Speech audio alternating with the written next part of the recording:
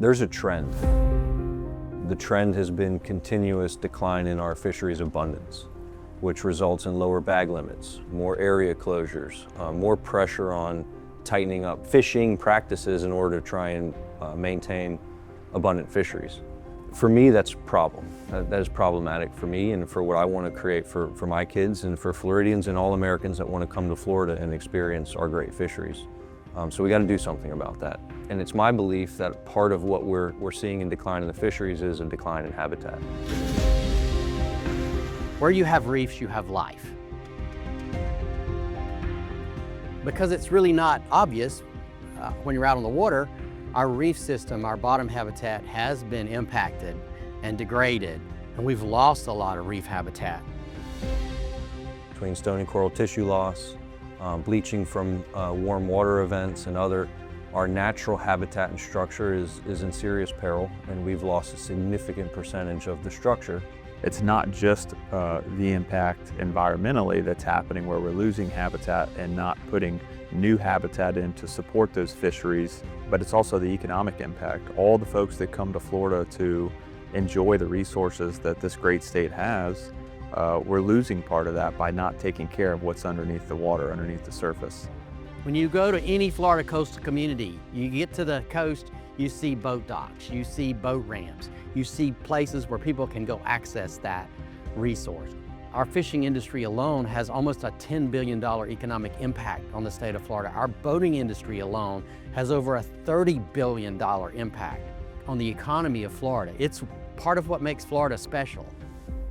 Most of the success that we found fishing was in and around what you would call artificial reefs or man-made structures, but most of them from back in the day were shipwrecks. Those shipwrecks over the years accumulated and created a lot of habitat in and around the Florida Keys.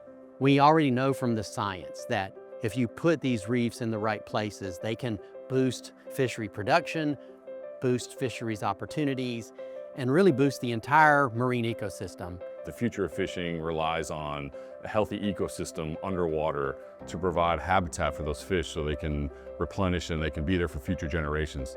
And the artificial reefs take pressure off of our natural coral reefs, and just as an overarching enhancement to what we already have, it's so important for our future moving forward. We've been doing artificial reef work forever, but it's been in small increments, and it has not been able to keep pace with the need. Our artificial reef program was in jeopardy of no longer existing. Even though it's been active since 1979, it really has been level funded, so we're talking $600,000 basically since the 1990s. So without some influx of funding, this program would basically cease to exist. If we're not going to take care of it, then who is? That's where the Coastal Corridor initiative and vision really started. The Coastal Corridor really became a thing 2 years ago, sitting in a Fish and Wildlife Foundation with a lot of my fellow board members, thinking through how are we going to actually execute this and get it done. And so we said, why don't we create the Coastal Corridor and create a program of man-made artificial reef structures that supplement the loss of habitat we've had from Monroe County up to the Panhandle, and on the East Coast all the way up to St. Augustine. We really have a sense of urgency to get really aggressive and bring more funding to the table. It's just really great to see that public-private partnership take fruition and really take this to the next step, because without them, without their dedication, without their passion, this wouldn't be possible.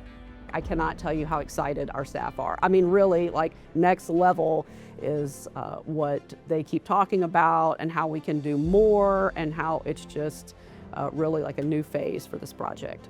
The Coastal Corridor effort is actually two parts. One is the foundation's job, which we'll take on, which is taking these dollars and deploying them directly in artificial reefs. And the other component of that is the Fish and Wildlife Conservation Commission running the framework. After that map is developed, then the next steps, all future funding would be going towards the deployments. Private contributions to this project are going to have an immediate impact. We currently have $15 million sitting on the shelf that is a reimbursement to the foundation. We've got some money, but not enough to unlock the entire $15 million. Our private sector contributions are going to immediately get a outsized return as compared to most conservation practices because the match is already sitting on the shelf. For every dollar that we can put habitat support structures in the water, the state's going to get $14 back on that. So the ROI here is huge. And within a couple years' time, an economist can step back and look at specifically how many trips that drove, hotel rooms that drove, dives, fishing impacts. And so this is a real quantifiable return. It's a type of program that I think once we get it going, it's going to pay for itself and beyond. There's opportunity for everybody that cares about Florida's oceans, that cares about Florida's marine fisheries, that cares about boating and fishing.